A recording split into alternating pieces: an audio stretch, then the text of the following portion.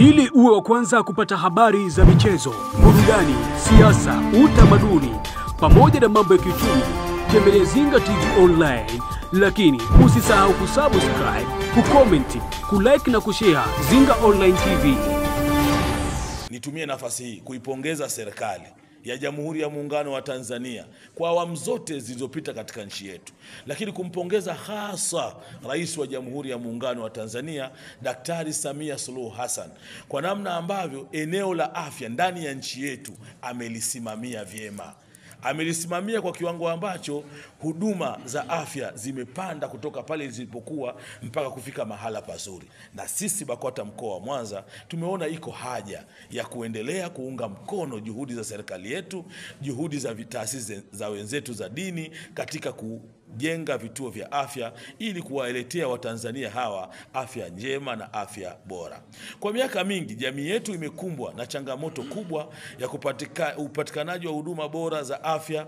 Hospitali nyingi zinakabiliwa na msongamano mkubwa na wananchi wengi wanalazimika kusafiri wakati mwingine umbali mrefu kutafuta matibabu. Kupitia mradi huu tunalenga kujenga na kukamilisha vituo vya afya katika wilaya 7 za mkoa wa Mwanza ambazo ni Misungwi, Nyamagana, Kwimba, Ilemela na Sengerema, Ukerewe na Magwe.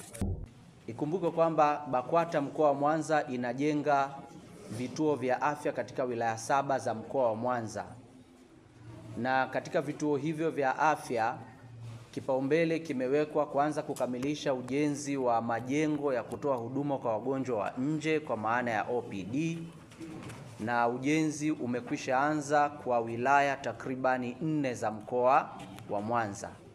Wilaya 3 tupo katika hatua za kuanza ujenzi wa vituo hivyo.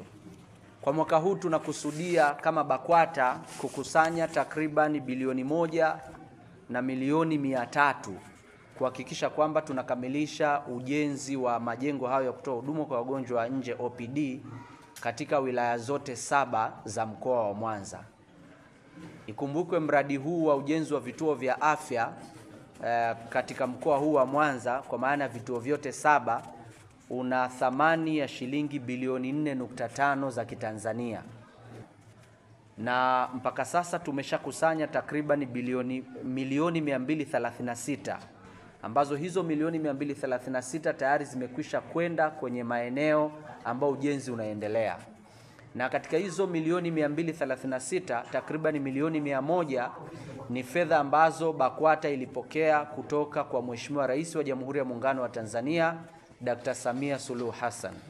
Ili uwe wa kwanza kupata habari za michezo, burudani, siasa, utamaduni pamoja na mambo ya kiuchumi, tembelea Zinga TV Online, lakini usisahau kusubscribe, kucomment, kulike na kushare Zinga Online TV.